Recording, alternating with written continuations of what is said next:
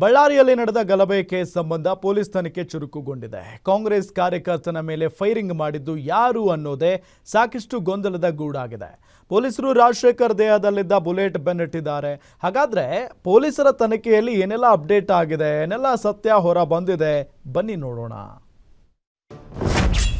ಬಳ್ಳಾರಿಯಲ್ಲಿ ರೆಡ್ಡಿಗಳ ಟೀಮ್ಗೆ ಪೊಲೀಸರಿಂದ ಬಿಗ್ ಶಾಕ್. ಬುಲೆಟ್ ಬೆನ್ನಟ್ಟಿದ ಖಾಕಿ 40ಕ್ಕೂ ಹೆಚ್ಚು ಜನರ ವಿಚಾರಣೆ. ಕೈ ಕಾರ್ಯಕರ್ತನ ಎದೆ ಸೀಳಿದ ಗುಂಡು ಯಾರದ್ದು?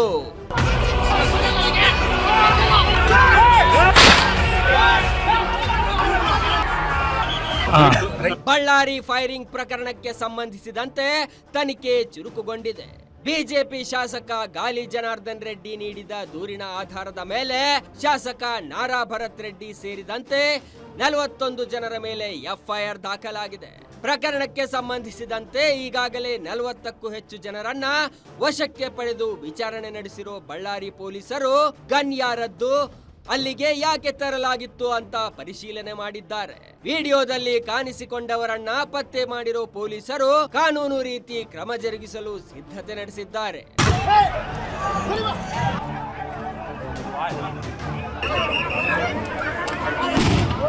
ಹಾಗಾದ್ರೆ ಪೊಲೀಸರ ತನಿಖೆ ಯಾವ್ಯಾವ ಆಂಗಲ್ ನಲ್ಲಿ ನಡೀತಿದೆ ಅನ್ನೋದನ್ನ ನೋಡೋದಾದ್ರೆ, ಬಳ್ಳಾರಿ ಗಲಭೆಯ 20ಕ್ಕೂ ಹೆಚ್ಚು ವಿಡಿಯೋ ಚೆಕಿಂಗ್. ವಿಡಿಯೋದಲ್ಲಿ ಯಾರ್ಯಾರು ಗನ್ ಬಳಕೆ ಮಾಡಿದ್ದಾರೆ, ಗನ್ ಯಾರದ್ದು, ಯಾಕಾಗಿ ಅಲ್ಲಿಗೆ ತರಲಾಗಿತ್ತು, ಖಾಸಗಿ ಗನ್ಗಳನ್ನ ವಶಕ್ಕೆ ಪಡೆದಿರೋ ಪೊಲೀಸರು.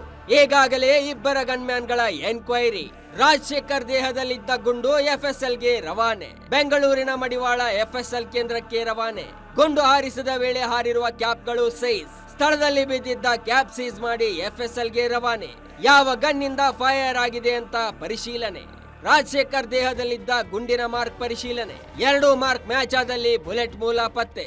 ರಾಜಶೇಖರ್ ದೇಹ ಹೊಕ್ಕಿದ್ದು 12mm bullet. 12mm single bore bullet gun ಯಾರದ್ದು? ಜನಾರ್ದನ್ ರೆಡ್ಡಿ ತೋರಿಸಿದ್ದ ಬುಲೆಟ್ ಬಗ್ಗೆಯೂ ತನಿಖೆ.